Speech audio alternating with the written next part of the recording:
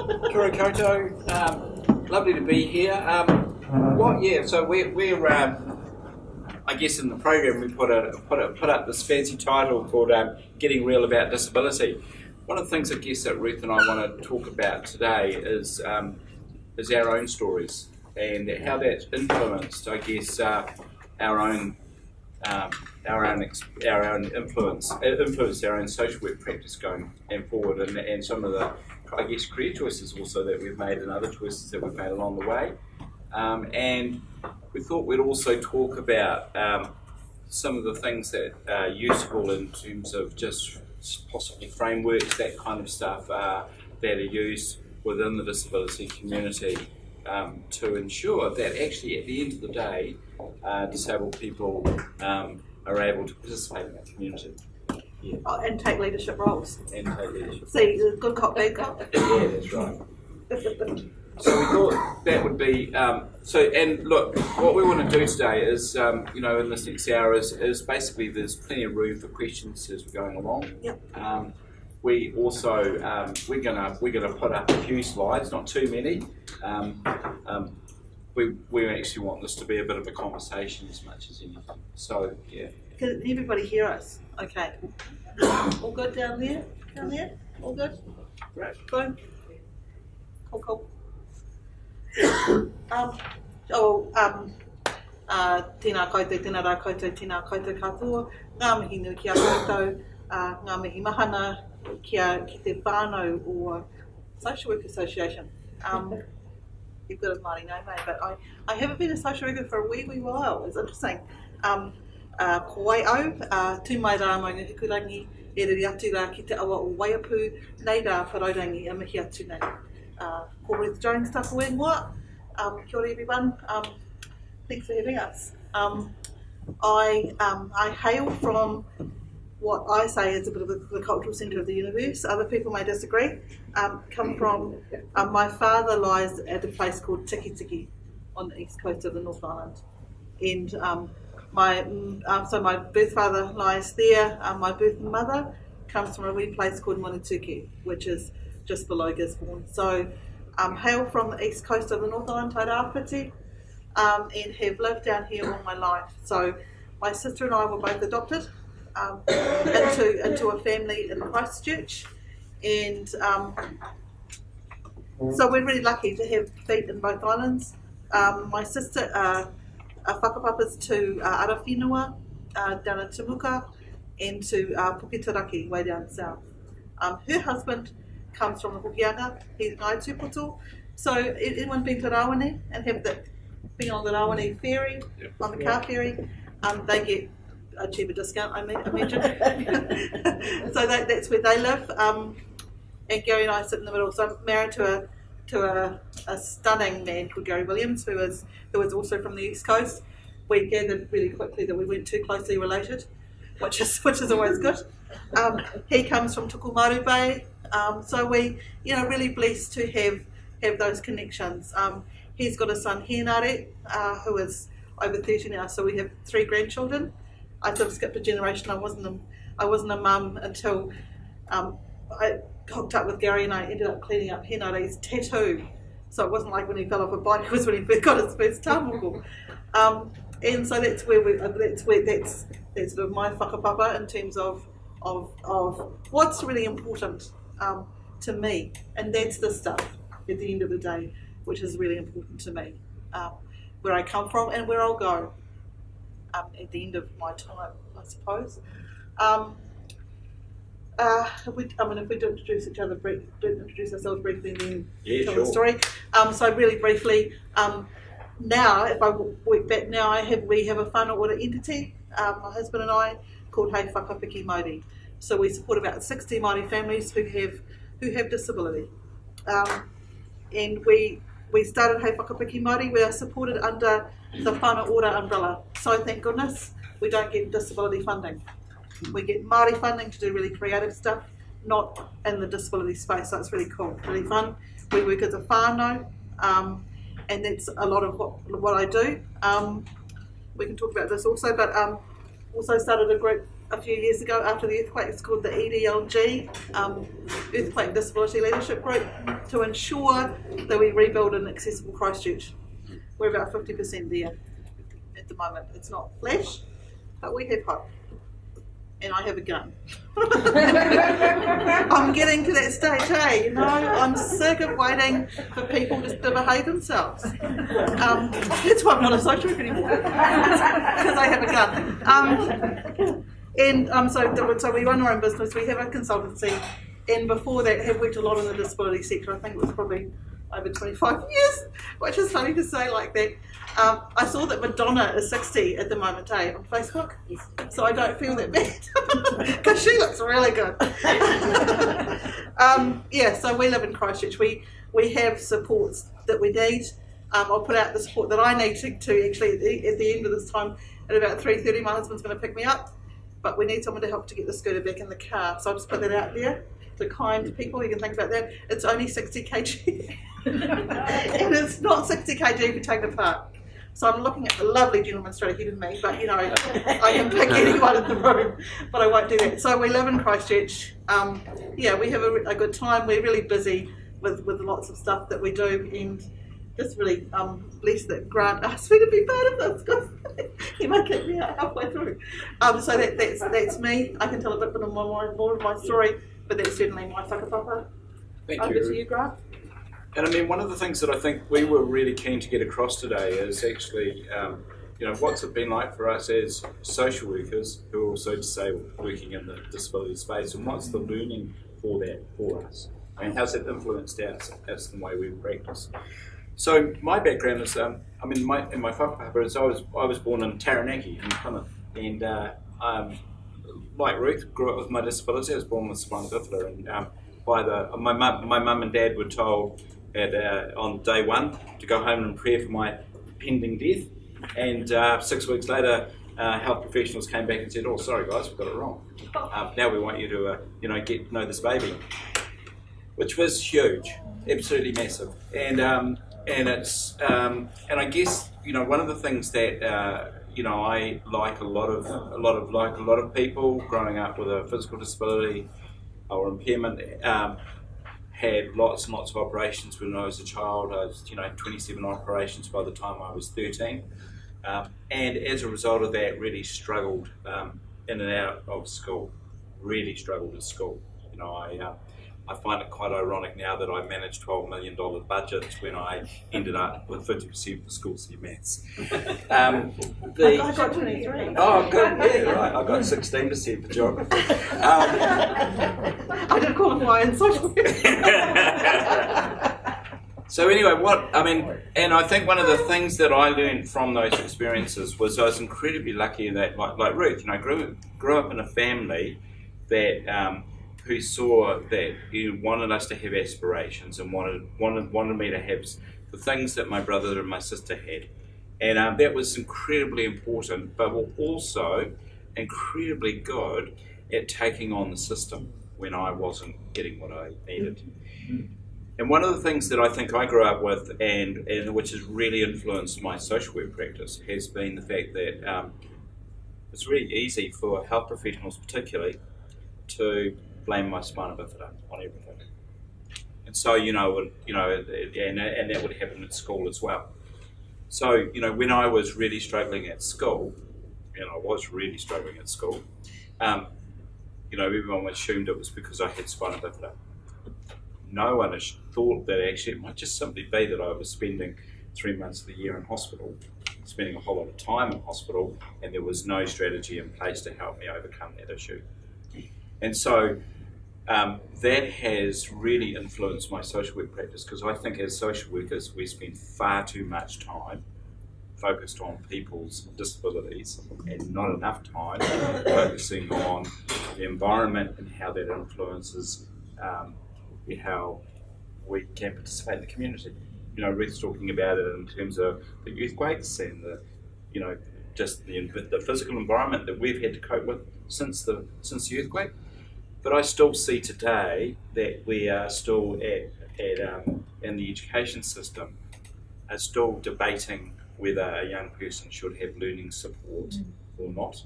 I still see young people or schools that have incredibly low expectation of young people, and that's got nothing to do with their disability. It's all about the environment.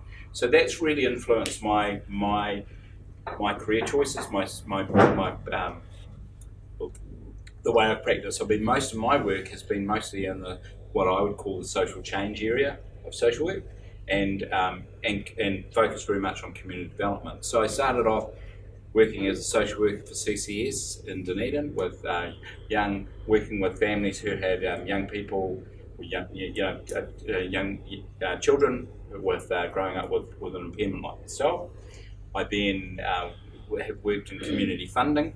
I've worked in employment services. So currently I'm Chief Executive for Workbridge, which is New Zealand's largest employment agency working in the area of disability. And we have about 120 staff nationally, 22 offices, and working on an annual basis with about 3,000 to 5,000 people, and get about 3,000 of those people into jobs each year, and work with 1,800 employers. I also spent some time working in tertiary education, managing disability support services at Lincoln University.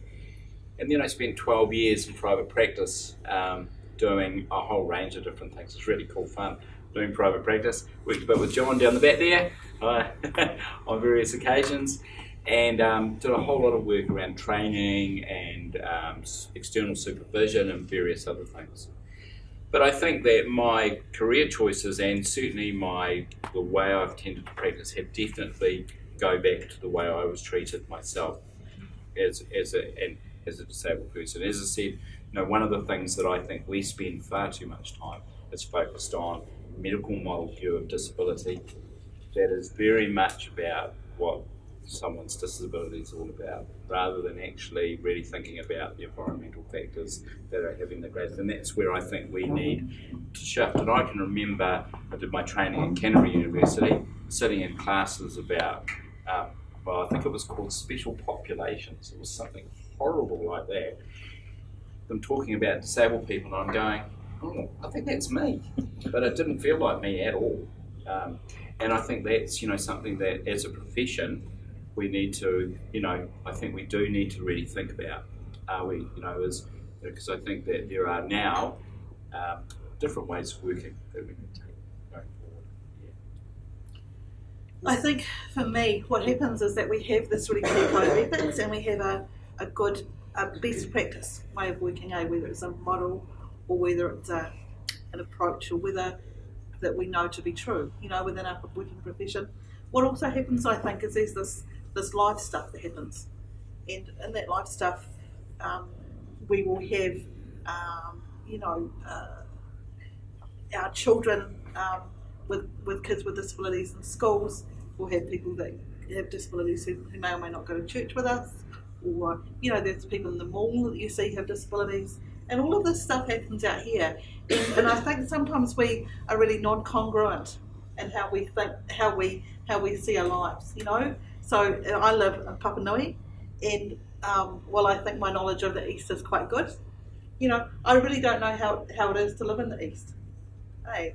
So for me, it's a wee bit like that in terms of our careers, that we're told about how we need to practice well here, and the stuff that we know about disability, the stuff that we have been almost trained in the world and in the community, is not flash.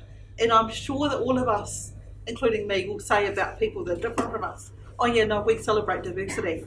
But if I ask people, and I shouldn't just focus on disability because I don't want to get into that blame and shame thing, but if we ask people, okay, so would you be okay if a young woman with Down syndrome had a baby? Would you be okay if,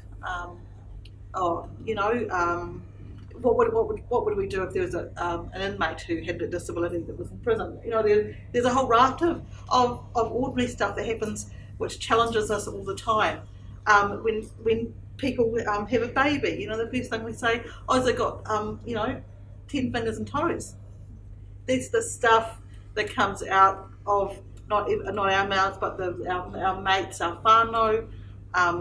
People say, oh, that autism child down the road. You know, the language that is used every day, all the time, that we have been indoctrinated with, myself included, you know, about people who are different. We can other people really differently. I mean, I suppose because I sit in the Māori space, I talk less about specific disability stuff and more about othering people, but I think as soon as we use different language about other people, then we become the slippery slope of treating people differently without even meaning to happens, you know. And it's not about that we want to, that we, you know, it's really subconscious often, and yet so when we're in our practice, we take those values with us, because I don't believe that we leave our values at the door. You know, that's not a reality. I make assumptions about people all the time. I was told when I was training I make really quick assessments of people. I still do that. But you know, like that stuff is rife, you know, and I think we need to be really mindful. When I go into the hospital and advocate with my Kei Whakapuki Māori hat on as the manager, and people see me as this advocate, then there's some social workers who struggle with having someone tell them what to do on a scooter, or you know, or who's Māori, and who we, you know, like that othering stuff can happen really easily without us even thinking that we're doing it. And I think that, you know, often people can assume that some of those attitudes that we don't get, but we, you know, certainly. And I had a bizarre experience a little while ago where I was at church, and this guy came up to me, and my 15-year-old boys, strapping 15-year-old boys, were sitting beside me, and this guy came up to me and said, "And what do you do to fill your day?" And I kind of looked at this guy and kind of, because you've got a real choice there, don't you, Ruth? Sometimes you feel like, you know, it feels like you've always got your gun in your pocket ready to shoot it, but you've got to be really careful when you do that, because otherwise what happens is people will end up going, they just throw it back at you. Yeah. But the funniest thing was watching my 15-year-old boys, because they were looking at this guy and thinking, well, you know, Dad flies to Wellington every week, he runs a company with 120 people, blah, blah, blah. What's this all about? You know, and they really were like that. That stuff actually does happen. Oh, all the time. All the time. Yeah, all the time. All the time. And that's why we're saying we need to be really, if we want to really change, you know, we really want disabled people to be leaders in our community. We want disabled people to be able to, you know, have all the same rights to education and employment as everybody else. Actually, we need to focus on that environmental stuff.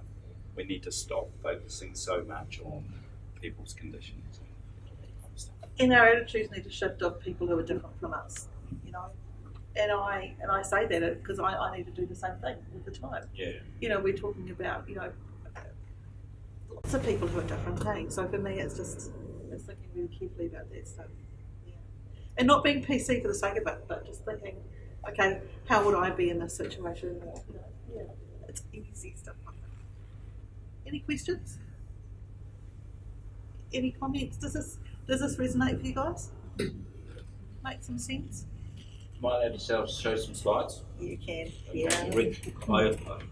I'm a bit of a PowerPoint thing, you know. And but anyway, so I guess what we're talking about is, I mean, what we've seen, you know, in terms of history is, you know, obviously we've gone from, and part of the reason why I think we still, you know, I still have guys coming up to me and asking me how do I fill my day, is because we have taken, you know, we have historically taken people out of our community, told everybody that, you know, put them in, have people in institutions, and then assume.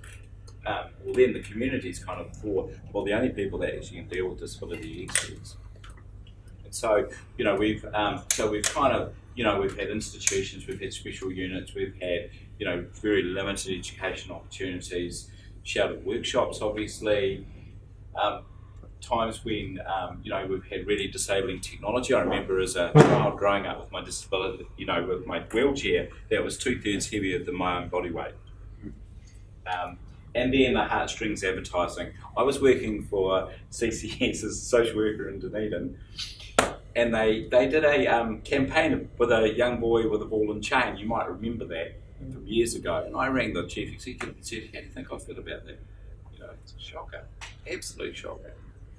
What we are starting to see, I'm not saying we're there yet, but we are starting to see, is we are starting to see more inclusion.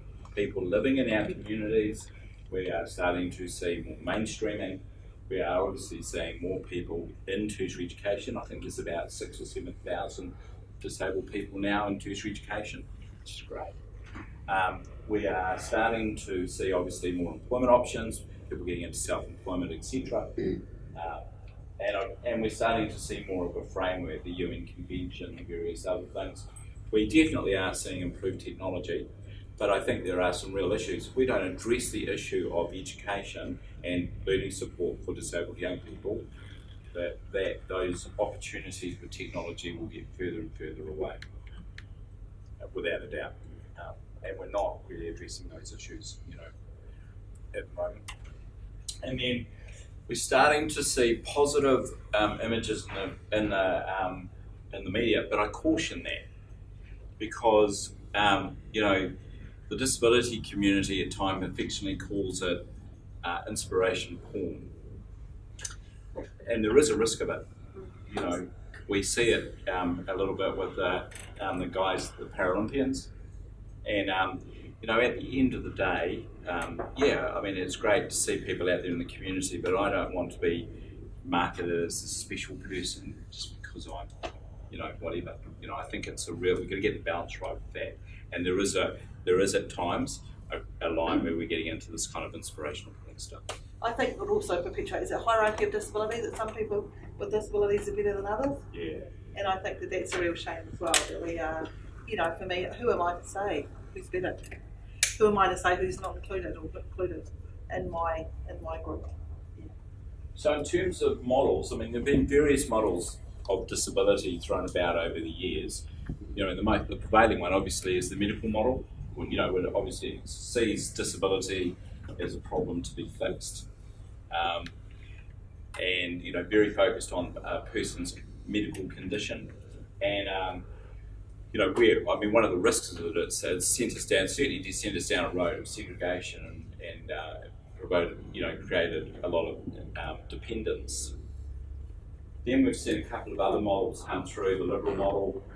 One that I think I remember doing when they sort of came about around the time that I was doing social work training, was the social model of disability, which is what we're talking about, is a greater focus on what are the barriers in our environment that actually have a real impact on people participating in the community and being able to get into leadership roles and be able to achieve their right to employment.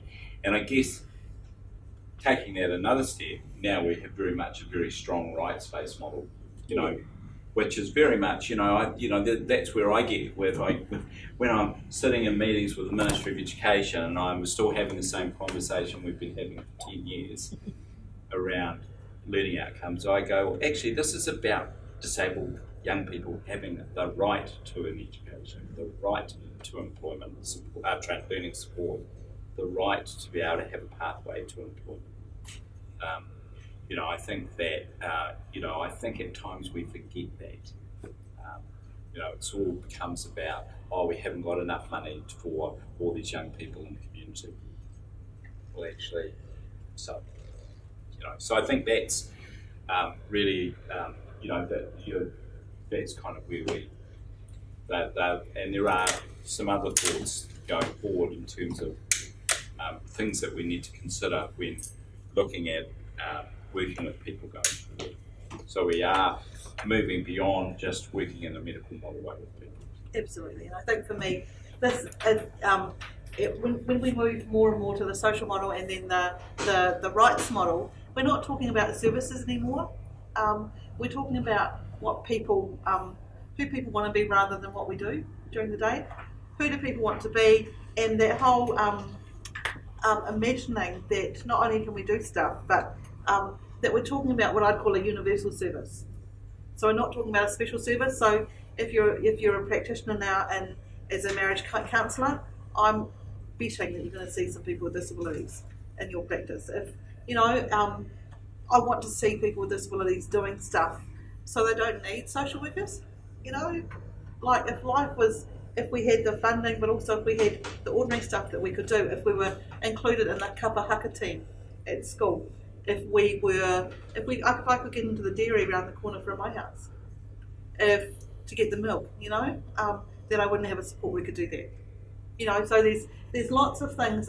If universal stuff was accessible and available, then we wouldn't need specialist services half the time. Sometimes we do, but I know Grant's really good with stats, and he can tell you how many people in the workforce need specialist support.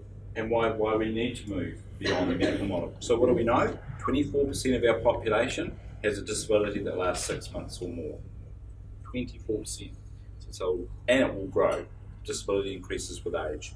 So we are seeing it jumped already from one census to the other, from 18% to 24%. So it will continue to grow. So you are going to see more disabled people coming through your services, without a doubt. We know that 228,000 people aged between 15 and 64 are not in employment. We have the lowest rates of employment than any other group, minority group. And they're significantly higher, significantly higher for Maori and Pasifika communities. We know that disabled young people are twice as likely to leave school without a qualification than the general population. So that's why we need to address some of those, this focus. Why we need to focus on these environmental barriers and trying to really overcome them. We also know that of that 228,000 people who are not in employment, 74% of them wanted a job. So, telling us very loud and clear that we want people want jobs. People want to contribute, I think. They do, yeah, absolutely. They want a valued role. It's all that's, yes. And I think often we and my husband will say the same thing. Gary's done a bit of disability sector himself, and he will talk about us not being passive recipients of service. That we want to be community members, and give. And I think, for me, that's a really important thing, that we have reciprocal relationships with people. That we're not just going to sit here and want stuff. I just don't want a job. Bizarrely, I want to pay some tax. And so it turns the picture around, I think. From wanting stuff to actually being out there and doing things for people. And we know that disabled people do a hell of a lot in the community. I think that's really important. So we thought we might use some examples as ways of showing how working can change, the way we work can change us really. And as an example, so I thought and I know, Ruth, we're going to look at this from a community perspective as well, but from an employment perspective, one of the things that we do where I work is it's really important that we don't sell disabled people as this poor group of disabled people that want a job, let's give them a go. We're actually marketing disabled people as a talent pool, because they are. And so we don't want, I'm really upfront with employers. We actually want employers who want to employ the people we work with because they do see them as talent.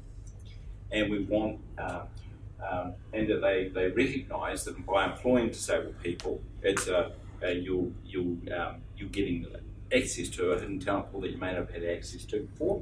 It's actually really good business because it's 24% of the population that you're talking about. So it's a hell of a big market share. And if you're really on board in terms of employing disabled people and bringing a disability perspective into your workplace, actually you're opening up new markets for you as an organisation. So we shift the way we think in order to actually get the employers more on board, and that's focusing on overcoming those attitudes that employers may have. The people may have. Yep. So and it's backed up by really, really good research. Deloitte's back in 2011 quite clearly showed that disabled people generally have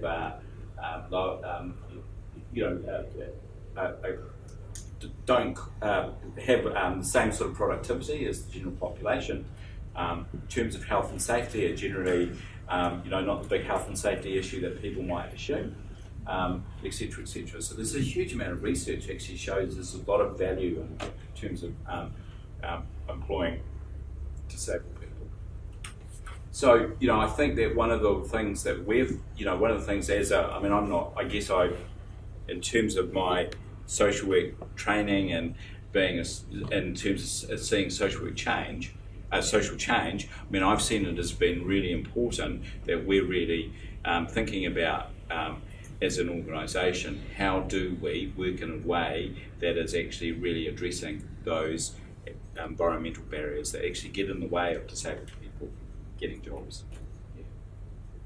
And I think as practitioners, what I ask you guys to do is think about, what are the things that I need support in to work well with a whole variety of people. And this training is a really good example, but I don't know, back in the day, when I did my social work diploma, I don't know whether we talk about disability at all. And I have a support worker who's now currently studying at Canterbury University, UC, and I don't think she talk about mental health a lot, but for me that's quite different. In aligned, absolutely, but quite different to disability. So for me, what do you guys need in your kite of knowledge and values and attitudes, all that stuff, to feel confident working with diverse communities, including disabled people? Because I think it's absolutely the environmental barriers, but I think it's for us to see that they're environmental barriers. Because I think we can tell you until we're put in place, but I think it's people like yourselves who are at the front line who do the awesome job of thinking, hey, this is no good. If I'm running a Strengthening Families meeting, this is not an accessible venue. Or how can we all participate in this meeting well if I'm working with someone whose speech is a bit different? So for me that's the stuff as practitioners we all need to think about. Because I think you're absolutely right about those barriers, but I think we need to be attuned to seeing that stuff first.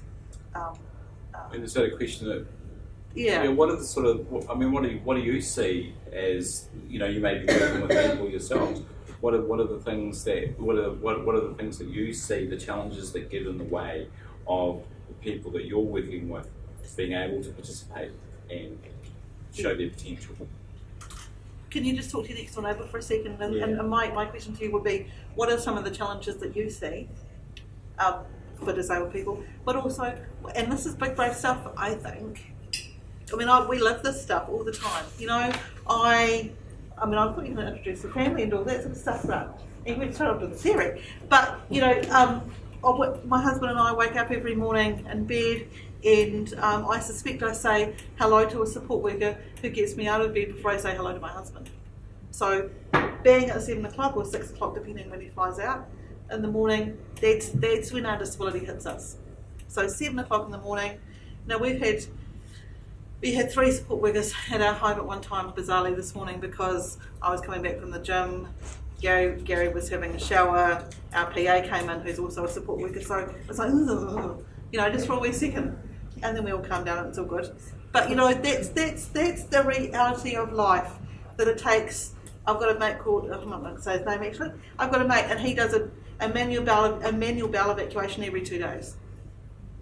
And though that time he needs to be up an hour earlier than normal. And then he goes and works with people and does cool stuff. So that's the reality. So the reality is that another friend of ours had cancer, who had a disability. She also had a child and was patronised by the Plunket nurse. All of that stuff happens. So I suppose I'm asking 2 questions. One is, what are the barriers that you work with? What are the barriers that you see happen to disabled people? But also the other question, the big brave question is, I suppose, what are the things that we can support you in terms of being a really good practitioner when you're working to create change for our community? We'll give you a couple of minutes, eh?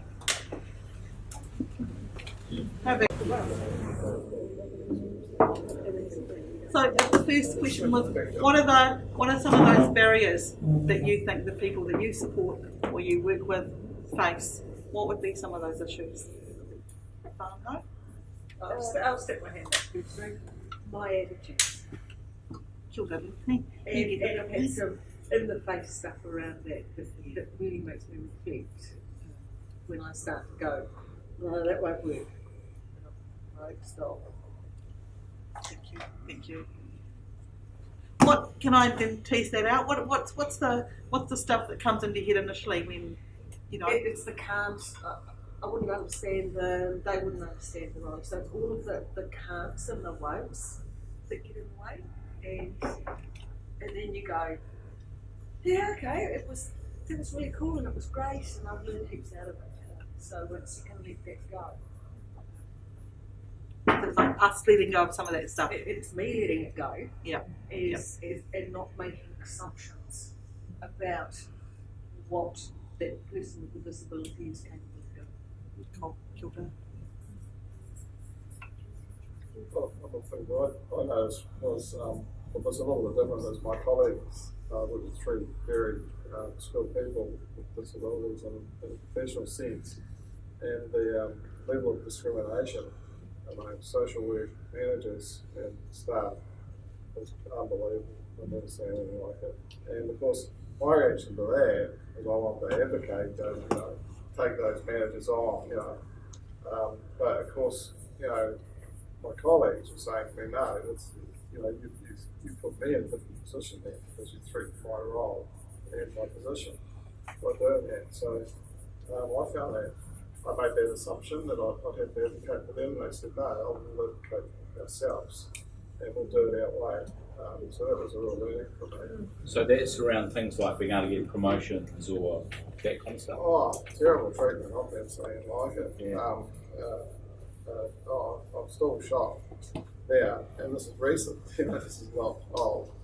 And these are professional social workers who are doing this, managers. It's just absolute. It was a real insight. These three people are very talented people, very skilled. I mean, it's really interesting. One of the things that I certainly struggled, I don't know if you struggled this, Ruth, but I certainly found when I joined CCS in Dunedin as a social worker, there were some staff, others, my colleagues, who really struggled with the fact that I'd jumped the fence. That I was no longer the person that they would, It's a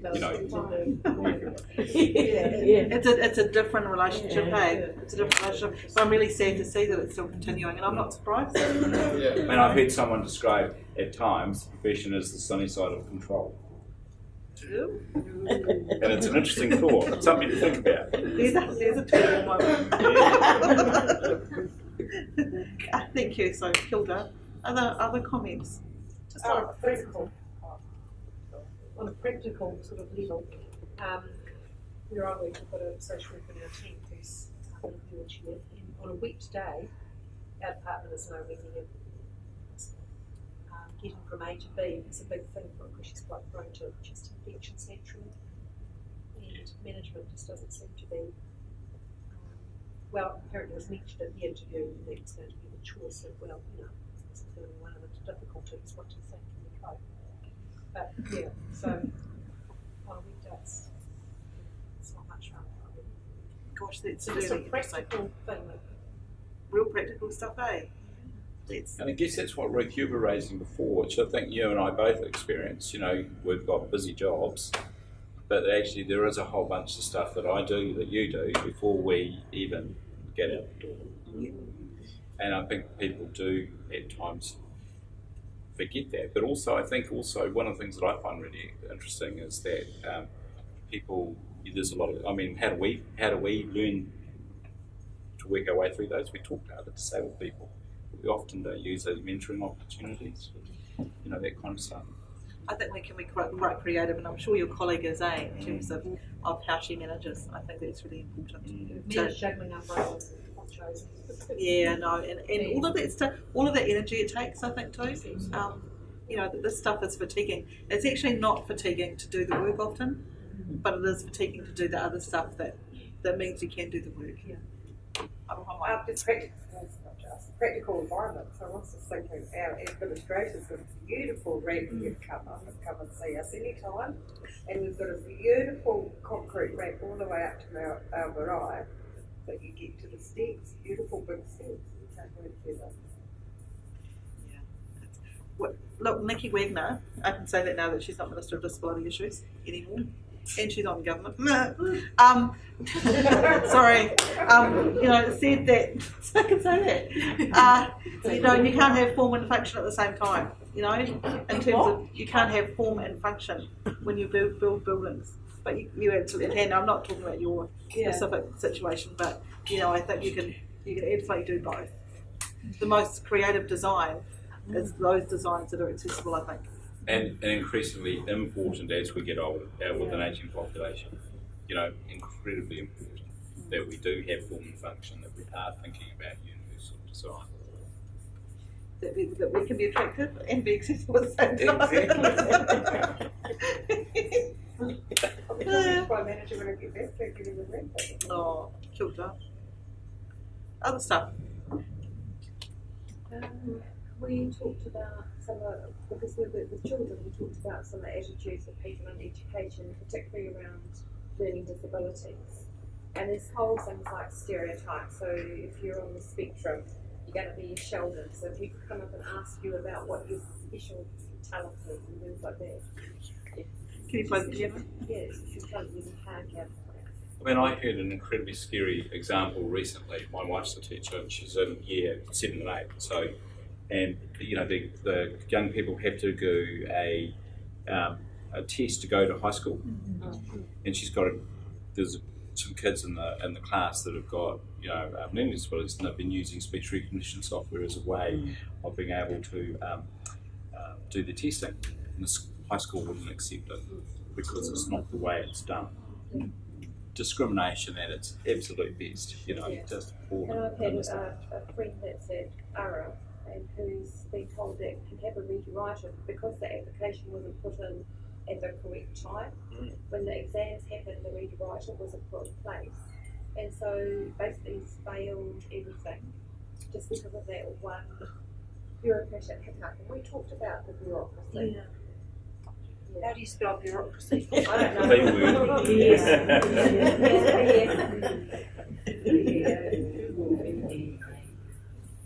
It'll do. They could cover a multitude of things.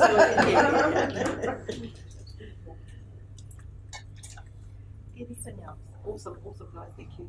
I think there's pressure in the in courses and national courses that young people do. There's pressure to have so many people pass. So if you've got somebody that has a learning disability and they really want to go to that course and they want to attend that course, and we know that they might not be able to get so many credits, but they get some that they're still developing. But there's pressure that so many that the course is going to look like that now because some people haven't passed their course in a sense. So that's quite a big barrier. I think we're getting better at that more as we go along, and more acceptance that some people aren't going to actually pass, but they're still getting as many credits as they can. Yep. But I think that's a barrier for people with learning disabilities as well. That expectation. Yep. And I think that's where in education we really need to take a big step. We talk about the rights model. Actually, we need to get to a point, and we're not there yet, I don't believe, where we're going, actually disabled people have a right to education. They have a right to show their potential at school. We're not at that point right now. We're still debating whether in fact people can and can't have it, which is actually, in my view, not okay. Oh, people are still paying for teacher aides privately. Yeah. That's the stuff that's still happening at the moment. So until that stops, and people want the best for their kids, so they will pay for it. But they're doing 2 or 3 jobs to do that. Yeah. Anything else for that? Please, some really good stuff. Real practical stuff. So kia ora for that. Thank you. What about the second question? Oh, sorry, can I say something? No. Just that second question about what sort of supports or things do you need, or questions that you have to be a good practitioner? What are the things that, I suppose this feels a bit like sex ed class, where it's all good to don't go there. It's all,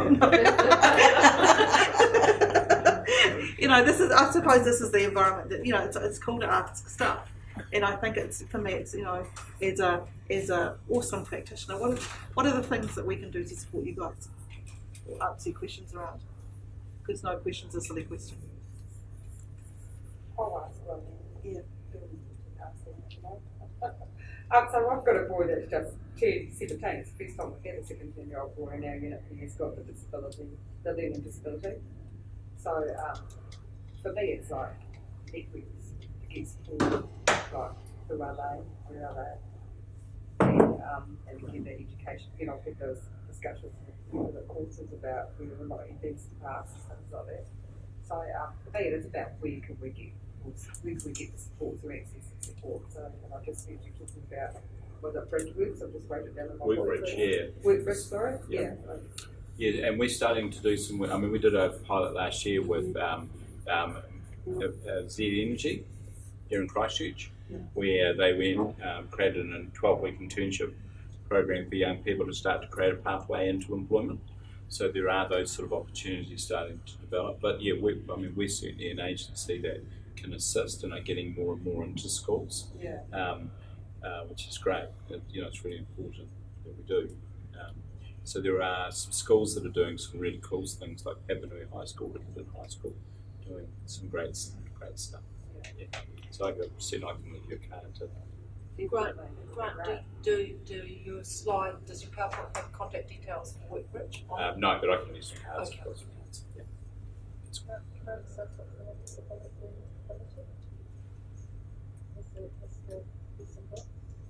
It's got like a 50 one.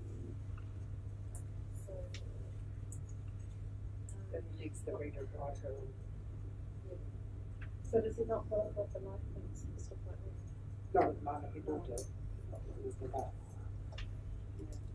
Once he moves away from us, he will. Yeah, that's the block sometimes, isn't it? It's because when they're in the service, they don't get that, but in fact, if they were out of the service, they could get that, but actually, they wouldn't be able to get it. So that's another barrier, isn't it? No, that's That's right. The shoeboxes. Yeah. Absolutely. Who's going to pay for what? Like, that's huge for us at the moment because we've got the care problem. We've just got so many people coming to all of these meetings and talking about who's paying, where the funding's coming from. Which is a huge issue. It's just. And often there's not the group or the people to be, and you guys might be absolutely aligned for him to be this ordinary young man. And there's so many. There's all this other stuff, but what about if he just wants to be this dude? Yeah. And ironically, that's where we're all advocating, isn't it, from the disability community, is let's simplify this, let's make it a lot more flexible, let's actually give people money to be able to make those choices themselves. Because at the moment it is just far too complicated. Yeah, I was just going to ask that because over the years, carers, a lot of carers used to feel quite socially isolated, taken up from the energy of looking after children, weak husband and wife to meet children. But, so we had to be, as social workers, we had to be really savvy with networking and accessing, equipment and getting food parcels, all the financial restraints that they do. But I know there's a merge now towards this independent funding, so it'd be quite good to get some updates on that when we find out through the DPA or, this independent funding now for families is quite a big thing. Yeah, through RP and it'll be just quite good to find out how things are progressing. So families to get independent funding. Yeah, no, that's cool. Because that's quite a major thing. It's been a lot of meetings, but I'm not too sure. So I can give you the contact of a woman called Hannah Perry, who is with Enabling Good Lives. Is that what you're thinking about? EGL? Yeah. So she is the manager for there now, and they were doing a demonstration to see how keeping the funding close to the individual was going to work. But they needed to be school leavers, those kids, and young people with high or very high risk funding. I suspect within 2 years that funding will be available to everybody. It'll be a personal budget rather than be siloed out to different agencies. At the moment, education is the only department that is not putting their money into the pot. Just saying. But I think that, but I think by the time Enabling Good Lives proper comes to Christchurch, it'll be a completely different environment, because people will be purchasing the services that they prefer, rather than being being directed to a service. That's So- very interesting, isn't it? I think it'll be So I think what we need to do as practitioners again is to make sure that families are really savvy with that stuff. Who are used to saying exactly what they want, and I'm hoping that anyone work for the NASC here, the Needs Assessment Service? Anyone at all? Anyone? Is that a no? No. No one works. So NASC might look quite different. Just checking. Code of silence. So in Mid Central, where it's starting to roll out, they don't have a NASC anymore. They don't have a needs assessment service. So families will be able, and it's going to be really hard. Families are going to be able to assess for themselves and say what their needs are. They'll have what's called a tūhono a connector, but like a whānau or a navigator that they can walk alongside to help figure out what a good life might look like and what they need. But until education puts their money into the pot, it's not going to be good for young people. So at the moment, we want to make sure that MSD money goes in there, Ministry of Health money and education, so that then we can have real purchasing power. So we're not the passive recipient of service, but we're a customer. And the good thing about that is that it makes services more accountable. Absolutely. Because if you're no good, who's going to buy you? Yeah. And word will go round. And people need to be really savvy how much their service costs. But I hope it isn't about the money. It's about families choosing to maybe not buy a service. But let's have a mum rather than have, there's, I don't know if you work with people with respite funding or carer support funding that's never used. I'm advocating now with a group in Oamaru that why can't we use that money for counselling? Why can't we use that money to pay a gym membership for the mum? If we can't find a caregiver, let that mum go to the gym every week, pay the gym membership, and so she's more able to look after her child. It's that sort of real easy stuff, and it's not more money.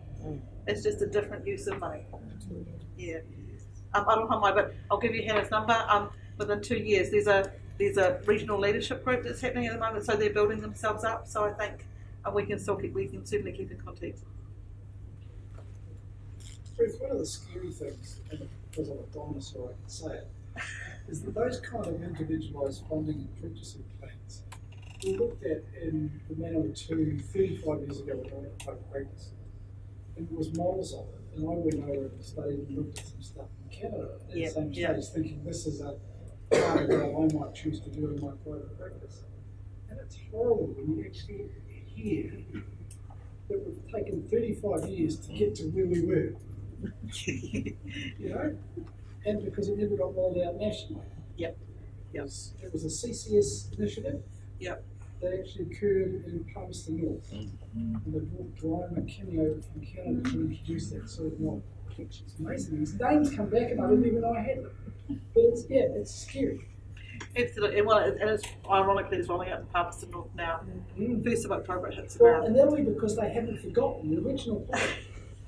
That somebody in Palmerston North remembered what was being done back then and started the conversation again about how you can have individualised funding.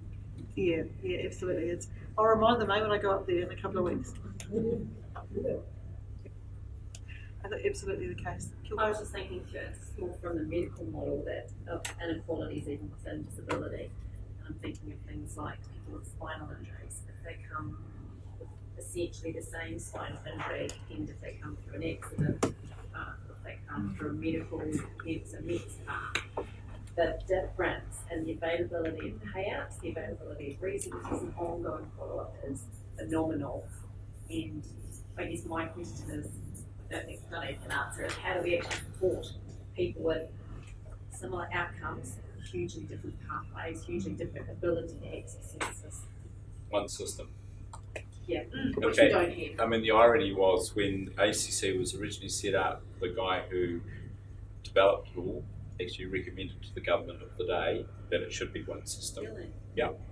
And also, Geoffrey Palmer, who was the Prime Minister at the time, said that was the biggest mistake he ever made, was making it a circle system. Yeah, absolutely right. I mean, I used to, in a previous life, when I was a little bit fitter, used to play wheelchair basketball, and I would turn up in my day chair, basketball chair, every day, the one chair I had. And the guys from ACC would turn up, they'd jump out of their fancy cars, they'd jump out of their fancy wheelchairs into their basketball chair, they may even turn up with their hand cycle. It was just like a completely different world. Yeah, I lived that with my brother. He has exactly the same issues. He recently wanted to get his vehicle, a new vehicle, being able to drive it, and he was told no, he didn't qualify for funding because he'd already had one vehicle qualified in his lifetime. He's now in his 50s, and that was modified when he was 30. The vehicle didn't work anymore, but no, he wasn't allowed to get it funded. And a lot of advocacy had to go on to change that for him. He paid for it himself, just not okay. And he's the same with the wheelchairs. He's now got one he's bought himself to be more mobile. And ironically, the system doesn't have to be as complicated as it is, really. There's no real reason why it needs to be so complicated. No, so I'm just really sorry. It happens, and it's still happening. You know. And we can talk about the United Nations Convention on the Rights of Disabled People, but it wasn't celebrated here when we signed it, so it actually isn't being actioned. So I suppose for me, the other thing we can all do as practitioners or as people in the field is kick some ass. You know, is that a social work value? Yes. Yeah, and I mean, I think that's something that is really important. You know, as a social, you know, when I was at Lincoln University, you know, I would often roll out the Human Rights Act, and say, you know, because I knew that there'd been a case at Victoria University where some social workers, actually some people in the social work, students, they changed the building and made it inaccessible for them. And so there was a big human rights complaint, and I used to roll that out at Lincoln all the time. You know, we wouldn't want this to happen again, would we? Oh no, everyone's sit up. It's good social work skills. The convention is the UN Convention on the Rights for Disabled People is fantastic, absolutely fantastic. Yeah. So having a bit of an overview of those sort of things is really important. And just help us say, you know, because I think that's what makes a good practitioner, is that we don't just focus on the individual, you know, that it's not about us. Well, it is about us. I need to work on myself all the time. Actually, no, that's another topic. No. Look, thank you. I think we've got to the We probably have. I've got one last thing, and I mean, have you got another slide? I've got another framework. He's got. Oh God! I mean, good. Oh God, good. If you are looking for a framework from which to work, it does kind of take cover of some of the bases that we've talked about. There are different frameworks. So this is good, and I've got a handout which is probably a bit easier to read. It's called the ecological model. That framework, and basically, what I like about this is that it does look at a whole range of different areas. It looks at obviously it does look at what is, for example, the issues that do need to be taken into consideration in terms of someone's impairment, but also it gets you to think about, for example, things like the impact, just using an example, this is a workplace example obviously, it gets you to think about things like what's the impact of a person's condition in the work environment, how does that impact on their ability to complete certain tasks, and what are the solutions that need to be overcome to do that. What would it take for a person to be able to participate in a workplace? I've been as well, I've certainly been involved with arranging jobs for people in the past where the staff room is upstairs, and that has a real impact on their ability just to be part of the team. So gets you thinking about those sorts of issues, and it also gets you thinking about personal factors like, what are people's family responsibilities? Are there things that they do need to do just to be able to get up in the morning? And those kind of things. So the hand that I'm giving out is just to give you, this is using, as I say, employment as an example, but it just it's got the framework on the front, and then it's actually got some of the areas, you know, that we would consider under each of those headings. With that, and what I like about this framework is it does get you thinking way beyond just the you know, the medical model stuff. Yeah.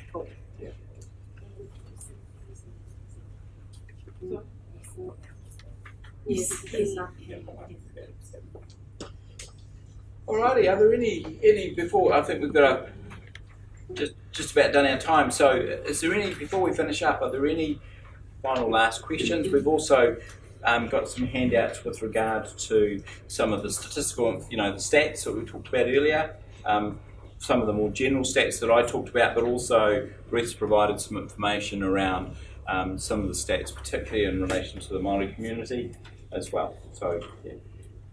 Are there any other last questions before we finish up? Thanks for having us. Yeah, well, thank you for the opportunity, Anne, and